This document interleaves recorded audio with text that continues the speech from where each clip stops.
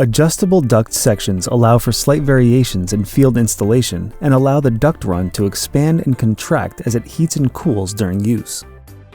When dry fitting an adjustable duct section, you may need to cut it to length as needed to fit.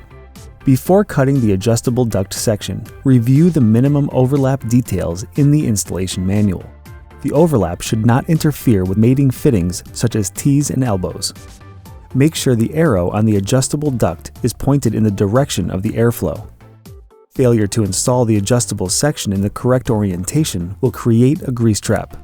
Per the listing, 3M Fire Barrier 2000 Plus is the only sealant that may be used to seal this duct system. Sections must be clean, dry, and frost-free before sealing.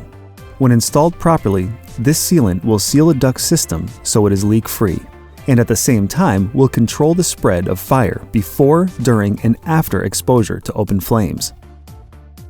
Apply a continuous bead of sealant onto the inside of one inner V-band, all the way around the band. The sealant should completely fill the V section. Place the clamp just over the flange to which the fixed section will attach without tightening the hardware.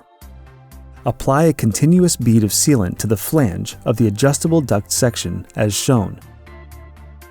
Insert the loosely assembled fixed section, adjustable section, and adjustable collar, and alternately tighten the V-band on the fixed section. Apply sealant to the second inner V-band and install it on the next adjacent duct section. Apply a continuous bead to the flange. Extend the adjustable duct section until the flanges meet. Then, alternately tighten the V-band. Use a generous amount of silicone to seal the seam where the adjustable collar and duct overlap. Slide the adjustable collar into the duct flange, but do not tighten it yet. Reinsert the V-band over the flanges and begin alternately tightening both the V-bands and the adjustable collar, making sure that the seams line up with each other. The collar flaps should overlap with the longer flap underneath as shown.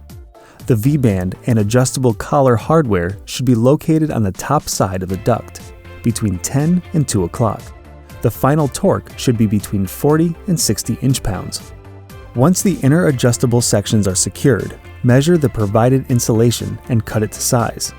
The insulation should be cut slightly wider than the opening for a tight fit.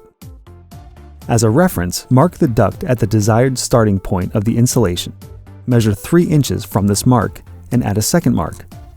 These two marks will guide you in setting the correct insulation overlap of 3 inches. Tightly wrap the insulation to completely fill all voids. Be sure the remaining ends overlap. Measure and cut the outer shell cover to length. It should be a ½ inch shorter than the distance between the two duct flanges. Carefully install the outer shell cover. Ratchet straps are useful for holding the outer wrap in place, while the ends are secured with the double V-bands.